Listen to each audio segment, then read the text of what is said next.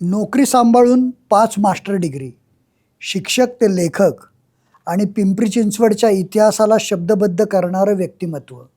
नमस्कार, आपण पाहत आहात माय PCMC. मी आहे विवेक इनामदार. आजच्या भागात आपल्यासोबत आहेत श्रीकांत चौगुले, एक बहुआयामी व्यक्तिमत्व, निवेदक, लेखक, मुलाखतकार, इतिहास अभ्यासक, संशोधक आणि शिक्षण क्षेत्रात प्रदीर्घ अनुभव असलेलं व्यक्तिमत्व. विशेष म्हणजे पिंपरी चिंचवड गाव ते महानगर या महत्त्वपूर्ण पुस्तकाचे ते लेखक आहेत. नमस्कार चौगुले सर. माय PCMC मध्ये आपलं मनपूर्वक स्वागत. वा वा वा, धन्यवाद. प्रश्न पहिला तुम्हाला आहे की कागलजवळ चिखली नावाचं जे गाव आहे त्या गावापासून पिंपरी चिंचवड पर्यंतचा तुमचा प्रवास कसा झाला? वा, खरं तर मूळ गाव माझं कागलपासून 7 किलोमीटर अंतरावर हंचनाळ म्हणून आहे. पण लहानपणीच वडील वारल्यामुळं मामाच्या गावी आम्ही आश्रयाला गेलो आणि तिथंच, म्हणजे जन्म पण तिथलाच माझा, तर तिथंच मग प्राथमिक शिक्षण झालं आणि त्यानंतर बेनाडी नावाचं गाव आहे, तिथं हायस्कूलचं शिक्षण झालं. त्यानंतर बेळगावला मी D.Ed केलं. आता D.Ed करण्यापाठी मग उद्देश असा होता की वडिलोपार्जित काही शेती होती थोडी, आणि मग ती शेती करत करत शिक्षकी पेशात काम करता येईल, कारण मोठा भाऊ पुण्याला होता आणि आम्ही दोघंच जण असल्यामुळं आईची इच्छा होती की मी गावात थांबावं. पण गमतीचा भाग असा की योगायोग म्हणावं लागेल, मी गणपती बघायला म्हणून पुण्याला आलो होतो आणि भावाला दाखवावं म्हणून बॅग सोबत आणली होती सर्टिफिकेटची, आणि नेमकं त्या दरम्यानच पिंपरी चिंचवडची जाहिरात आली आणि जाहिरात आली म्हणून मी अर्ज केला आणि मला नोकरी मिळाली. गमतीनं असं म्हटलं जातं की गणपती बघायला आले आणि पुण्यातलेच झाले, तसं प्रत्यक्षात माझ्या बाबतीत झालं आहे की मला गणपतीच्या कृपेने या शहरात नोकरी मिळाली आणि ती उत्तम अशा पद्धतीनं झाली. वडिलांचं अगदी लहानपणीच तुमचं निधन झालं, त्यामुळे कुटुंबाची परिस्थिती आणि या सगळ्या गोष्टींवर तुम्ही कशा पद्धतीने मात करत गेलात? आता तसं तर मी 3 वर्षाचाच होतो आणि त्यामुळं मला काय फारसं कळत नव्हतं. पण एकदा संकट आलं की ते सगळ्या बाजूने येतं म्हणतात. असं आमच्या वडिलांचं तसं कपड्याचं दुकान आणि शेती असं दोन्ही होतं.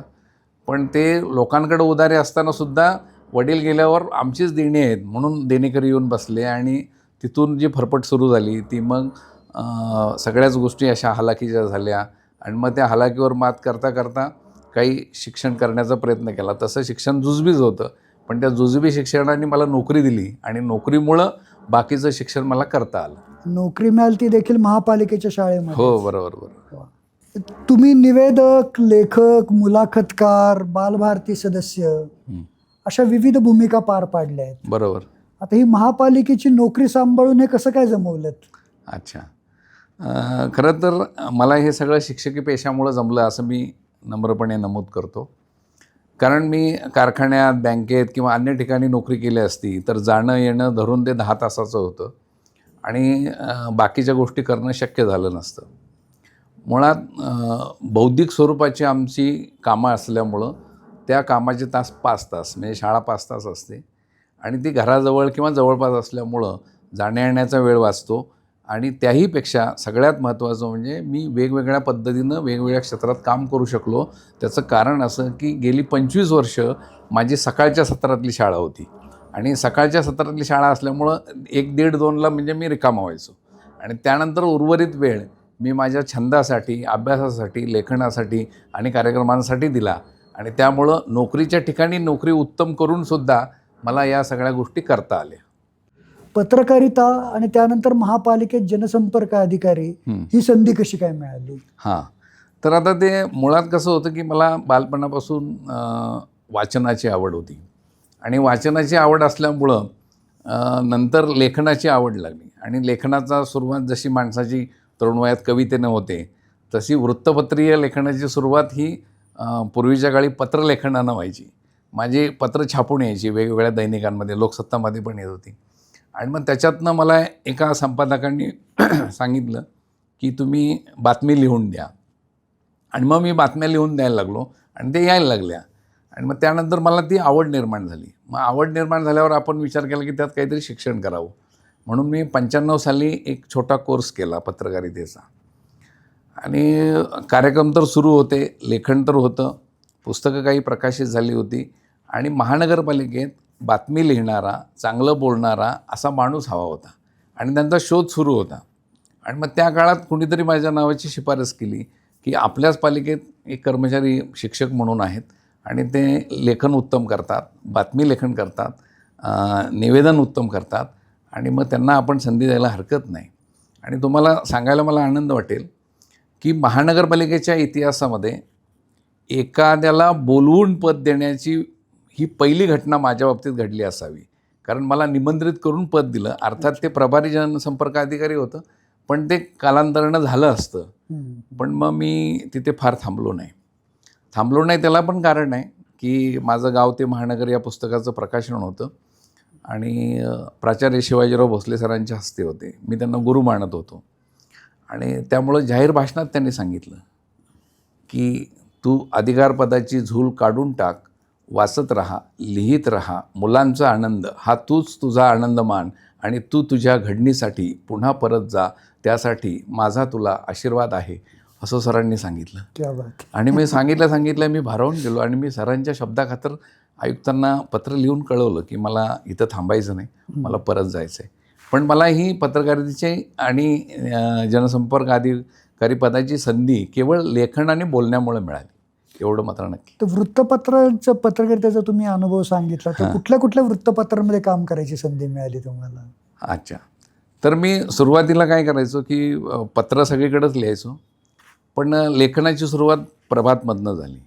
प्रभातला मी प्रासंगिक लेखन करायचो आणि त्यानंतर आता तुम्हाला तर म्हणजे तुम्हीच आमचे गुरु आहेत म्हणायचं की अंतरंग पुरवणी जी लोकसत्ताने सुरू केली आणि त्या अंतरंग पुरवणीमध्ये तुमच्या माध्यमातून म्हणजे सांस्कृतिक, साहित्यिक वेगवेगळ्या अंगाने लेखन करता आलं आणि त्याच्यामध्ये पिंपरी चिंचवडचेच विषय आणि पिंपरी चिंचवडसाठीच पुरवणी असल्यामुळं माझ्या पुढच्या पुस्तकाची पायाभरणीसुद्धा तिथं झाली, गाव ते महानगर या पुस्तकाची. आणि मग त्याचबरोबर मी म्हणजे नंतर काय झालं की एकदा लेखन सुरू झाल्यावर मग प्रासंगिक लेखनासाठी सगळ्याच वृत्तपत्रांकडनं मागणी यायला लागली की बाबा सणाच्या निमित्तानं, एखाद्या दिनविशेषाच्या निमित्तानं. मग त्यासाठी महाराष्ट्रातल्या सगळ्या नामवंत वृत्तपत्रांमध्ये मी लिहिले. साधारण 500पेक्षा अधिक लेख प्रकाशित झाले. छान. शिक्षक असताना तुम्ही महापालिकेत जनसंपर्क अधिकारी, प्रभारी जनसंपर्क अधिकारी म्हणून रुजू झालात.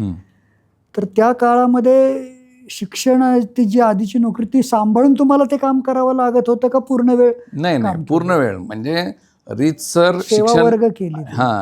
रीतसर शिक्षण विभागात ठराव होऊन माझी पूर्ण वेळ तिकडं ऑर्डर निघालेली होती. अच्छा. त्यामुळं मी स्वतःहून जर परत आलो नसतो तर आता आज सहाय्यक आयुक्तपर्यंत गेलो असतो. म्हणजे इतकी ती संधी होती. पण कसं असतं, प्रत्येकाचा एक स्वभाव धर्म असतो, एक विचारशैली असते आणि आनंदाच्या काही संकल्पना असतात. माझ्या आनंदाच्या संकल्पना ह्या अधिकारपदाच्या नव्हत्या, माझ्या आनंदाच्या संकल्पना वेगळ्या होत्या. त्यामुळे मी परत आलो आणि त्यात मी आनंदी आहे. शिक्षक, मुख्याध्यापक, पर्यवेक्षक अशा विविध पदांवर तुम्ही शिक्षण विभागामध्ये काम केलं आहे. तर हा अनुभव कसा होता? हा अनुभव निवृत्तीच्या टप्प्यावर खूप छान वाटतो. म्हणजे कसं की मी कृतार्थ आहे या अर्थाने की मी जी पदं किंवा ज्या नोकरी काळात म्हणजे 35 वर्ष मी शिक्षक म्हणून किंवा मुख्याध्यापक म्हणून काम केलं त्यालासुद्धा तितकाच न्याय देता आला मला. मी मगाशी सांगितलं तसं पूर्णवेळ माझी नोकरी करून आणि ती व्यवस्थित करून मला इतर गोष्टी दुपारच्या वेळात करता आल्या. आता हे करत असताना सुद्धा आता कसं की शिक्षकाच्या काळात पण आता महापालिकेची शाळा, तिथं प्राप्त वातावरण हे सगळं करत असतानासुद्धा जेवढं मुलांना अधिक चांगलं देता येईल तेवढं देण्याचा प्रयत्न केला. स्कॉलरशिपला बी काही मुलं माझी आली आणि मी मुख्याध्यापक म्हणून थेरगाव कन्या शाळेत होतो. ती शाळा मोठी होती, 650 पट वगैरे असं. आणि त्या शाळेलासुद्धा महानगरपालिकेत 3रा क्रमांकाचं बक्षीस मिळालं माझ्या काळात. इतके उपक्रम केले आम्ही, जवळजवळ 50 उपक्रम 2 वर्षात केले. म्हणजे उत्तम पद्धतीनं मला काम करता आलं. आता दुसरी एक जमेची बाजू अशी म्हणता येईल की केवळ मी माझ्या शाळेसाठी किंवा माझ्या भागासाठी काम नाही केलं, की मला ती संधी राज्यस्तरावर मिळाली. म्हणजे आता बालभारती पाठ्यपुस्तक हे मी शिकलोच. तर महाराष्ट्रातल्या 57,000 शाळांमध्ये आणि लाखो विद्यार्थ्यांना करोडो प्रतीत निघतं ते. तर त्या बालभारती पाठ्यपुस्तक मंडळावर 10 वर्ष मी संपादन मंडळ सदस्य होतो. क्या बात. म्हणजे 2 वेळची पाठ्यपुस्तकं बदलली तेव्हा कुठला पाठ असावा, कुठली कविता असावी, मुलांना काय दिलं पाहिजे, संस्कारक्षम काय असलं पाहिजे, यामधल्या निर्णयामध्ये माझा सहभाग होता. अभ्यासक्रम निश्चित करणं थोडक्यात. हां, तर त्यात 2 भाग आहेत. अभ्यासक्रम SCERT म्हणून असते, ती करते आणि त्या अभ्यासक्रमावर आधारित पाठ्यपुस्तक पाठ्यपुस्तक. निर्मिती. म्हणजे समजा आता एखादं मूल्य आहे, तर ते मूल्य त्या अभ्यासक्रमात आलेलं असतं. ते मूल्य मुलात रुजवण्यासाठी काय पाठ असला पाहिजे हे पाठ्यपुस्तकात आणलं जातो. ओके. अशी ती रचना आहे. आता मग बालभारतीबरोबर बालचित्रवाणी म्हणून होती. हो. बालचित्रवाणीवर कार्यक्रम व्हायचे, ते दूरदर्शनवर प्रसारित व्हायचे. त्या कार्यक्रमात तज्ज्ञ म्हणून मी सहभागी झालो आणि अनेक कार्यक्रमांचं लेखन केलं. अनेक कार्यक्रमांच्या निर्मितीत माझा सहभाग होता. आणि SCERT म्हणून जी संस्था आहे ती राज्यस्तरीय संस्था आहे आणि महाराष्ट्र शासनाचं म्हणजे शिक्षण विभागाचं मुखपत्र म्हणून समजलं जाणारं एक मासिक आहे, जीवन शिक्षण नावाचं. अच्छा. त्याला जवळजवळ त्याचं मूळ नाव वेगळं होतं, पण त्याला जवळजवळ 150 वर्षाची परंपरा आहे आणि ते मासिक 57,000 शाळांमध्ये जातं. तर त्या मासिकाच्या संपादन मंडळावर सदस्य म्हणून मी काम करतो आणि त्यामुळं संपूर्ण महाराष्ट्रामध्ये शिक्षणविषयक काय चाललं आहे हे कळत असतं. तर तुमच्या प्रश्नाचा मूळ गाभा असा की मी शिक्षक म्हणून काय केलं किंवा शिक्षण क्षेत्रात काय केलं, तर केवळ माझ्या शाळेपुरतं, माझ्या भागापुरतं, माझ्या महापालिकेपुरतं मी न करता महाराष्ट्रासाठी काही करण्याची संधी मला मिळाली. त्यामुळं मी अगदी कृतार्थ आहे. क्या बात आहे. फार छान. हे सगळं अध्यापनाचं तुमचं काम चाललेलं असतं. जनरली असं होतं की एकदा नोकरी लागली की माणूस पुढे शिकणं सोडून देतो. हो, बरोबर बरोबर. पण तुम्ही एकतर अध्यापनाच्या क्षेत्रात होतात आणि त्यानंतर देखील तुम्ही 5 मास्टर डिग्री घेतल्यात. हो, बरोबर बरोबर. 1 नाही, 2 नाही, तर 5 मास्टर डिग्री. हां, तर ही जी ज्ञानाची भूक आहे हां ती आली कुठून? हां, अगदी छान प्रश्न आहे. खरं सर एक जिज्ञासा, म्हणजे जिज्ञासेतनं आपण करावं, शिकावं हा एक भाग झाला. पण दुसरी गोष्ट अशी होती की परिस्थितीमुळं मला उच्च शिक्षण घेता आलं नाही आणि म्हणजे औपचारिक स्वरूपात. म्हणून नोकरी लागल्यावर, नोकरीच्या गरजा पूर्ण झाल्यावर मग मी विचार केला की आपण शिक्षणावर खर्च करू शकतो. आता गंमत तुम्हाला सांगायला आवडेल मला की मी DED केलं, 2 वर्षाचा कोर्स, म्हणजे राहण्या, जेवण्या, खाण्यापर्यंत फक्त त्या काळामध्ये 4,000 रुपये खर्च आला होता.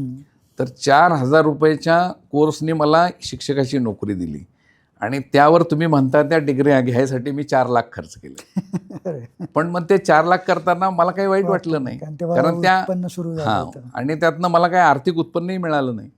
पण केवळ एक ज्ञानलालसा म्हणतात, जिज्ञासा म्हणतात, आपण तर काहीतरी केलं पाहिजे या भावनेतनं ते केलं. आता MAच्या 3 डिग्र्या आहेत, पण त्यातली MAची एक विशेष मला सांगायला आवडेल की इंडॉलॉजी म्हणून एक विषय आहे.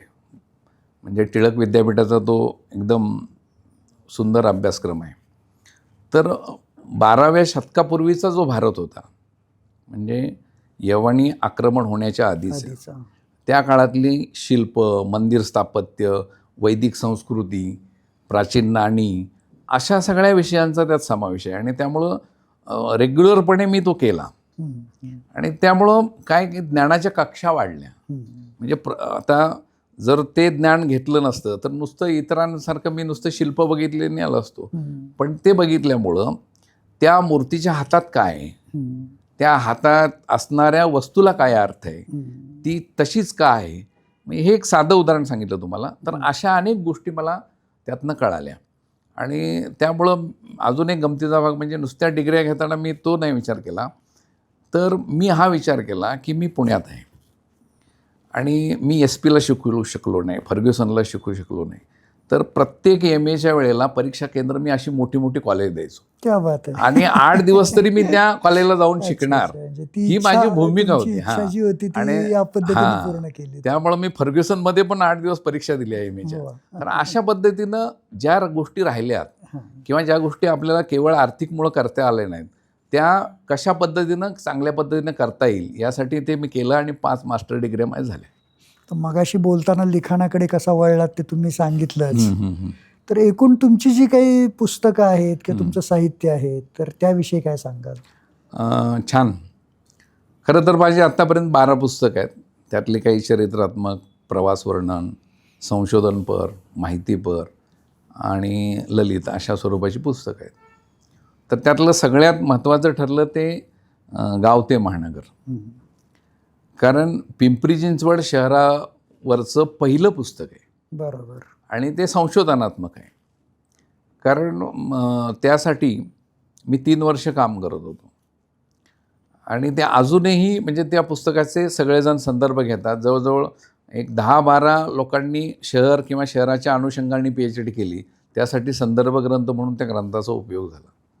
2003 साली ते प्रकाशित झालं आणि या पुस्तकाबरोबरीनंच म्हणजे अनेक पुस्तकं माझी आली आणि आत्ता मी या निवृत्तीच्या टप्प्यावर साधारणतः शैक्षणिक क्षेत्रात मी शिक्षण कसं घेतलं आणि मी शिक्षणात काय केलं यावर शिक्षणाच्या वाटेवर हे एक 300 पानांचं आत्मकथनात्मक आलं. तेही उत्तम झालं. तर अशा पद्धतीनं वेगवेगळं करत गेलो आणि मगाशी म्हटलं तसं वृत्तपत्र माध्यमातनं जे लेखन केलं त्या लेखनातनं माझी 3 पुस्तकं झाली. बरोबर. मग आता मी अंदमान निकोबारला गेलो होतो 8 दिवस. तिथं सगळा अभ्यास केला आणि अभ्यास केल्यावर सोलापूरचे जे दैनिक आहे संचार त्याच्या रविवार पुरवणीला मी ती लेखमाला केली. अच्छा. आणि त्यातनं क्रांतितीर्थ अंदमान हे नावाचं पुस्तक झालं. दैनिक लोकमतसाठी मी गणपतीवर लिहित होतो आणि मग त्याचं बाप्पा मोरया नावाचं पुस्तक झालं. अच्छा. तर असं काही प्रासंगिक लेखन आणि त्या लेखनातनं ही पुस्तकं होत गेली. पण ती पुस्तकं अनेक आवृत्त्या झाल्या. आता माझं सणांवरचं एक पुस्तक आहे, जवळजवळ 25 आवृत्त्या झाल्यात. मी ते वेगवेगळ्या पद्धतीनं लेखन घडत गेलं आणि छान झालं सगळं. तुम्ही उत्तम निवेदक आहात, मुलाखतकार आहात. अनेक दिग्गजांच्या तुम्ही मुलाखती घेतल्या आहेत. काही खास आठवणी असतील ना त्यातल्या? नक्कीच. की मुलाखतीच्या माध्यमातून मला अनेक दिग्गजांचा संपर्क आला. म्हणजे डॉक्टर श्रीराम लागू, निळू फुले यांच्यापासून अगदी कुलदीप पवार किंवा मागच्या पिढीतले दिलीप प्रभावळकर अशी मोठी मोठी नावं आहेत. आणि केवळ या माध्यमातून मी त्यांच्याशी जवळीक गेलो, माझा सहवास लाभला, प्रत्यक्ष स्टेजवर मला मुलाखत घेता आली. हा एक मुलाखतीचा भाग झाला. आणि आणखीन एक म्हणजे प्रकट मुलाखतीबरोबरच मुंबई दूरदर्शनसाठी कलारंग नावाचा एक कार्यक्रम असायचा. तर त्या कलारंग कार्यक्रमामध्ये मला 4 वर्ष वेगवेगळ्या व्यक्तींच्या मुलाखती घेण्याची संधी मिळाली. तर कसं असतं दूरदर्शनच्या कार्यक्रमामध्ये समजा एडिट होऊन कार्यक्रम येतो, पण लाईव्ह मुलाखत किंवा ज्याला प्रकट मुलाखत म्हणतो तिथं काय तसा वाव नसतो. आणि कधीकधी नावांमधली गफलत होते आणि त्यातनं काही गंमत होत असते. आमचे एक मित्र भाई बांधकर, तर त्यांनी आपल्या चिंचवड नाट्यगृहात एक दिवाळीच्या निमित्ताने कार्यक्रम ठेवला होता आणि त्याच्यामध्ये एक मुलाखत होती आणि त्यांनी मला फोनवर सांगितलं की तुम्हाला एक मुलाखत घ्यायची आहे. तर भाईंनी मला फोन केला, मला म्हटले सोनाली कुलकर्णीची मुलाखत तुम्हाला घ्यायची. मग 2-4 दिवसांचा अवकाश होता, त्या दरम्यान काय आमचा संपर्क झाला नाही. माझ्या डोक्यात काय की सिनियर सोनाली कुलकर्णी, मी तिच्या सगळ्या चित्रपटांचा, तिच्या जीवनाचा सगळ्याचा अभ्यास करून आलो आणि आता विंगेत जाणार तोपर्यंत मी आपलं सहज म्हटलं भाईंना, अहो मॅडम दिसत नाहीत.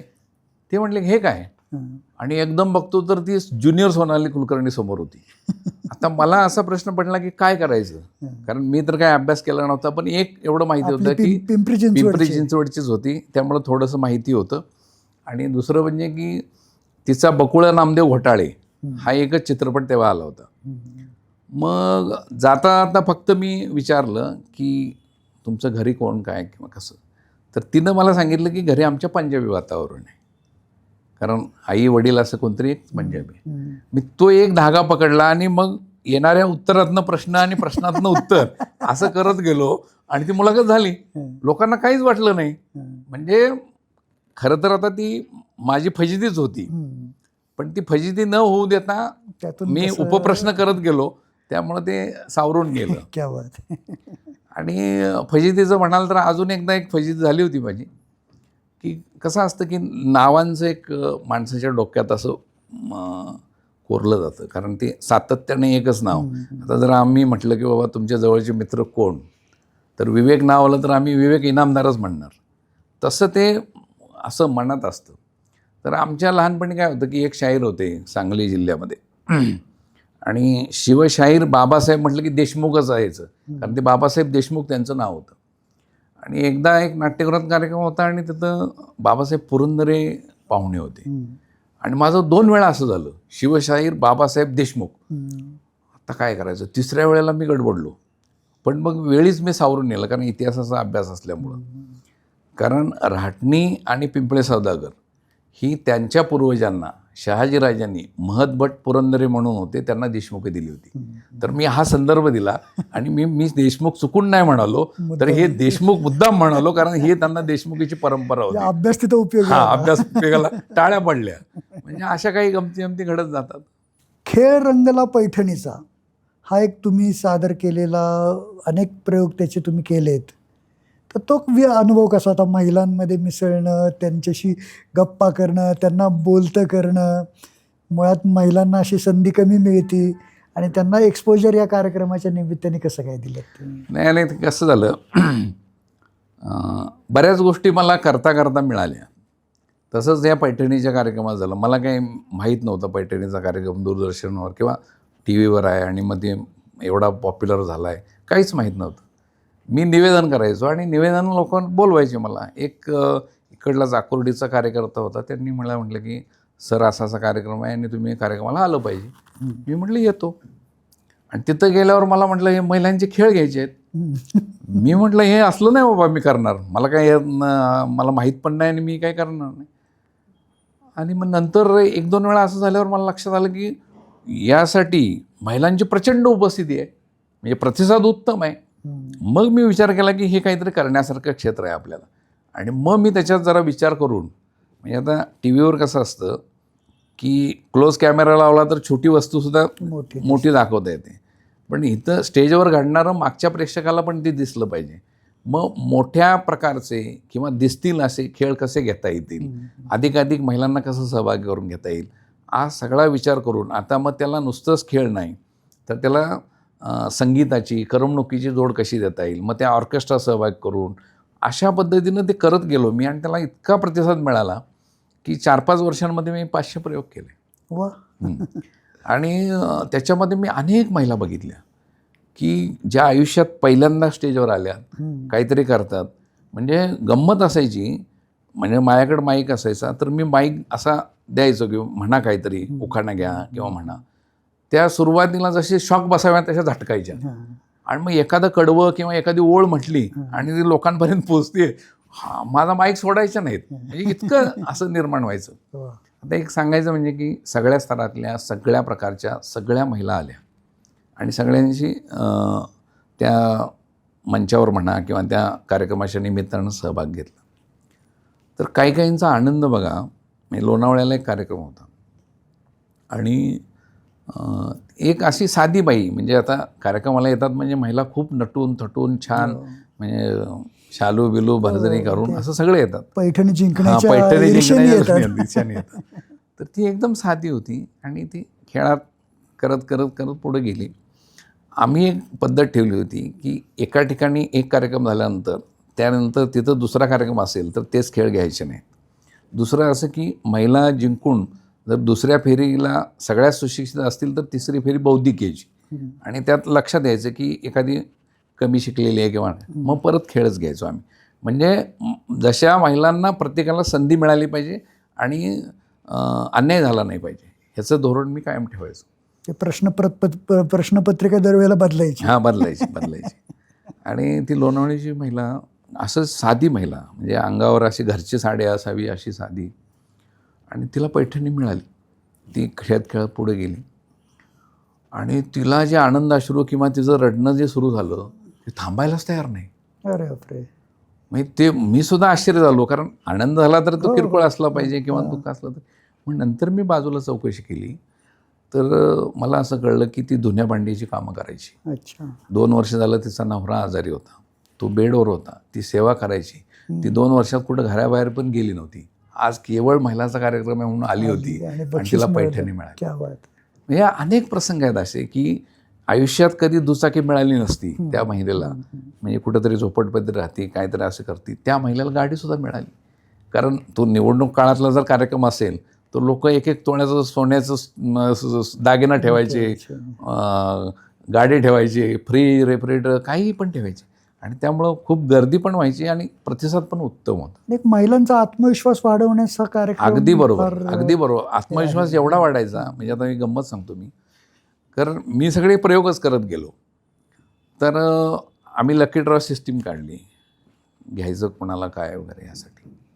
तर त्यामुळं मग काय प्रश्न नसायचा, सहभाग असायचा. पण सार्वत्रिक सहभाग असावा म्हणून मी काही फेऱ्या घ्यायचो. तर त्याच्यात आमचे कार्यक्रम रंगत रंगत एका विशिष्ट उंचीवर. टिपेला गेला की आम्ही डान्स फेरी घ्यायचो. आणि कधी आयुष्यात लोकांसमोर न आलेली महिलासुद्धा येऊन डान्स करायची, कारण त्याला आम्ही भरोसा द्यायचो, हा कार्यक्रम महिलांसाठी आहे आणि हा महिलांच्या आनंदासाठी आहे. आणि त्यामुळं मग यायच्या, सहभागी व्हायच्या.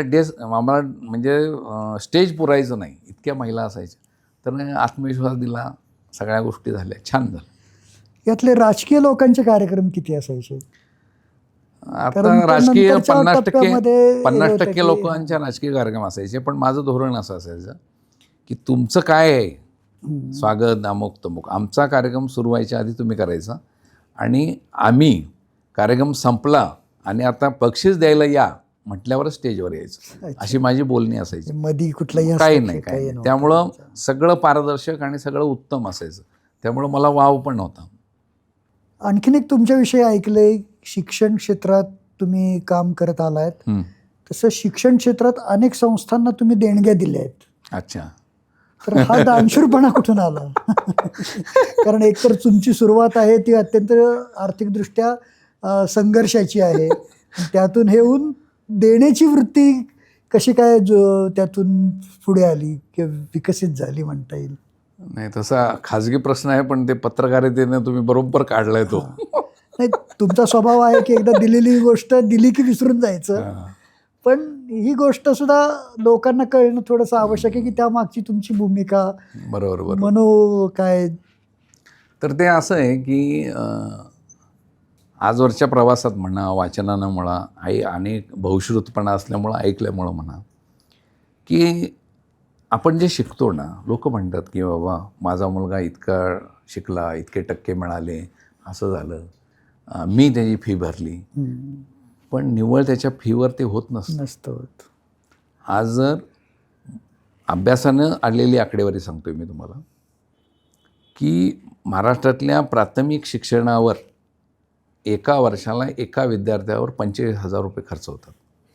आणि मग ती जर अजून माध्यमिक उच्च स्तरावर गेलं तर ती लाखाच्या पटीत असते. बरोबर. मग तुम्ही फी किती भरता? 25,000-30,000 40,000 काय असेल ती. मग हे लाखो रुपये तुमच्या मुलावर खर्च कोणी केले? सरकारने केले, म्हणजे समाजाने केले. म्हणजे आपल्या घडण्यामध्ये, आपल्या मोठे होण्यामध्ये समाजाचा वाटा असतो, आणि मग समाजाचं काहीतरी आपल्याकडे आल्यानंतर देणं लागतो ना आपण. बरोबर. आणि मग या भूमिकेतनं असा मी विचार केला की एखाद्या गोष्टीत एकदाच खर्च करून उपयोगाचं नाही, तर ते प्रेरक पद्धतीनं प्रोत्साहन मिळत राहिलं पाहिजे. आणि म्हणून मी पुण्यातल्या नामांकित संस्था, ज्या शतकोत्तर कार्य करत आहेत, ज्यांची वास्तू आहे, अशा भरतनाट्य मंदिर, भारत संशोधन मंडळ, महाराष्ट्र साहित्य परिषद, अशा जवळजवळ 5-6 संस्थांना मी 1-1 लाख रुपये देणगे ठेवलेत, आणि त्यातनं मिळणाऱ्या व्याजातनं एका व्यक्तीला पुरस्कार द्यायचा, असं करतं. छान छान, चांगली कल्पना आहे. आणि यातून म्हणजे समाजाविषयीचं जे उत्तरदायित्व आहे ते पण तुम्ही चांगल्या पद्धतीने निभावताय. आता हे विविध प्रकारचे कार्यक्रम, सूत्रसंचालक, मुलाखतकार म्हणून तुम्ही करत आला आहेत, त्यावर कलारंजन ही जी तुमची प्रतिष्ठान आहे त्यामार्फतही तुम्ही स्वतंत्र वेगळे वैशिष्ट्यपूर्ण कार्यक्रम करता, तर त्यामागची काय भूमिका आहे? पुन्हा असंच की समाजासाठी आपल्याला जे काही करता येईल ते आपण करत राहिलं पाहिजे, ही भूमिका ठेवून 1991ला असं मी जिथे राहत होतो तिथं कीर्तिनगर मित्रमंडळ म्हणून मी स्थापन केलं होतं, आणि त्याच्या माध्यमातून सामाजिक काम सुरू झालं. आणि मग अनेक संस्थांच्या माध्यमातून ते करत आलो. प्रेरणा साहित्य कला प्रतिष्ठान म्हणून आमची पुण्यात संस्था होती. तर त्या संस्थेच्या माध्यमातून एक दिवसीय 4 साहित्य संमेलनं आम्ही घेतली. औंधला अक्षरभारती नावाची संस्था आहे, त्याच्यात मी कार्यरत आहे. तिथेही आम्ही उपनगरीय अशी 4 साहित्य संमेलनं घेतली. आणि या कलारंजन प्रतिष्ठानच्या वतीनं आम्ही नवी सांगवीमध्ये दरवर्षी व्याख्यानमाला घ्यायचो. जिद्द नावाचा परिस्थितीवर मात करून आलेल्या माणसाचं पुरस्कार द्यायचो. पण ते मधल्या काळात थोडं थांबलं होतं. तर मग आता काय झालं की करोनाच्या काळात काही लोकांनी इतके उत्तम सेवा दिल्या, शिक्षणातसुद्धा उत्तम काम केलं. मग काही लोकांनी विचारल्यावर मी त्यांना ती नावं सुचवली. पण 2-3 ठिकाणी नावं सुचवूनसुद्धा ते काही झालं नाही. मग मी विचार केला की या लोकांचं आपणच दखल घेतली पाहिजे. आणि मग बंद झालेली संस्था मी पुण्यात चालू केली आणि त्यांचे सत्कार केले. आणि मग तेव्हापासनं वेगवेगळ्या स्वरूपाचे सांस्कृतिक, साहित्यिक कार्यक्रम असे करतो. आता आशा भोसलेंचा कार्यक्रम आम्ही आत्ताच केला आणि सुधीर गाडगेळांची 75वी पण केली. तर असं जे वंदना गांगुर्डेंनी मोठा ग्रंथ लिहिला आहे, संगीतकोश, त्याच्याबद्दलही त्यांचा सत्कार केला. तर अशा पद्धतीनं वेगवेगळ्या स्वरूपाचं सांस्कृतिक साहित्यिक काम सुरू आहे. बरोबर आहे. म्हणजे इतर कुणीतरी करेल याची वाट न बघता स्वतः काहीतरी सांस्कृतिक क्षेत्रासाठी करावं, या भूमिकेतून खरोखरच वाखाणण्यासारखं आहे. आता सेवानिवृत्तीच्या टप्प्यावर तुम्ही आहात. 58 वर्षांची तुमचं वाटचाल पूर्ण झालेली आहे. आता 58व्या वर्षी आता सेवानिवृत्त होत असताना तुम्ही जेव्हा मागं वळून पाहता तेव्हा काय भावना आहेत तुमच्या? नाही, खूप छान. म्हणजे मी म्हणेल की मला अपेक्षेपेक्षा खूप छान मिळालं. म्हणजे ते कुठल्या स्वरूपात? सगळ्याच स्वरूपात. मी म्हणतो की मी शिक्षक असल्यामुळं किंवा शिक्षक झाल्यामुळं माझा चौफेर विकास झाला. समजा मी उद्योजक झाला असतो तर पैसाच मिळाला असता. बौद्धिक काय किंवा सांस्कृतिक कदाचित नसतं मिळालं, कदाचित म्हणतो. तर सांस्कृतिक, सामाजिक, शैक्षणिक आणि सगळ्याच प्रकारचा असा स्वतःच्या व्यक्तित्वाचा आणि सगळ्यांचाच असा विकास या निमित्तानं झाला. त्यामुळं मी धन्य आहे. आणि कसं असतं की शिक्षकाच्या याच्यामध्ये एक चाकोरीतलं जगणं असतं.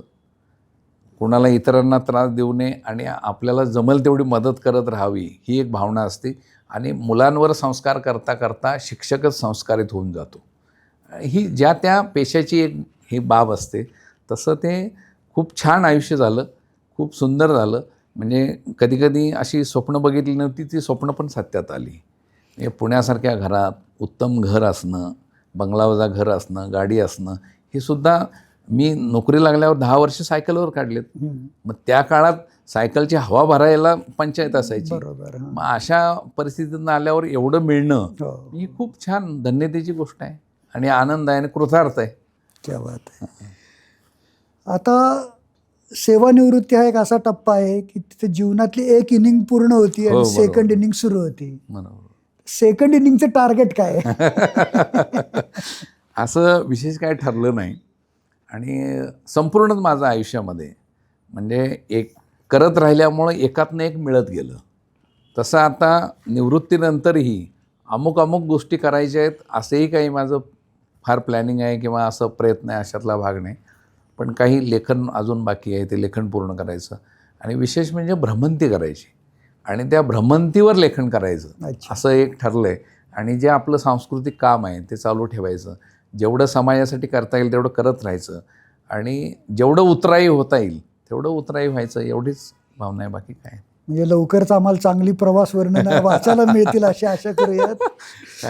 चौगुले सर, आपण या ठिकाणी आलात आणि आपला प्रेरणादायी जीवन प्रवास या ठिकाणी मांडलात, त्याबद्दल खूप खूप धन्यवाद. नाही, आणि सर तुम्ही आमच्या आदर्श आहात पत्रकारितेतले, तुम्ही मला संधी दिलीत त्याबद्दल आपले आणि MyPCMCचे मनापासून धन्यवाद.